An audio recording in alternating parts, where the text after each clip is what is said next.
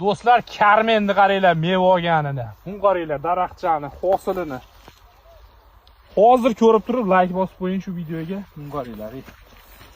Mevasini qarang, tiniq bo'lganini. Karmen noki bo'ladi bu. Mana bog' 5 metrga 1 metr sxemada ekilgan. Mana hosillarni o'zgartirib turibman. Qaranglar, hosilni qarang. Mana nokka havas qilgan bo'lsangiz, bizadan like, bog'ga havas qilgan bo'lsangiz, kommentariyada omad so'zini yozib qoldiring. Xuddi shu nokni ko'chatidan bog' qilmoqchi bo'lganlar, pastda raqamlar qoldirib qo'yapmiz. Aloqaga chiqib, hozirdan zakaz qilib qo'yasizlar. Sababi shtiga unaqa ko'p bas ko'chatini. Sababi bog'i ham unaqa ko'p bas O'zbekistonda hozirda. Endi ko'payishga ulgurayotgan noklar naqasiga kiradi. Karmen nokimiz.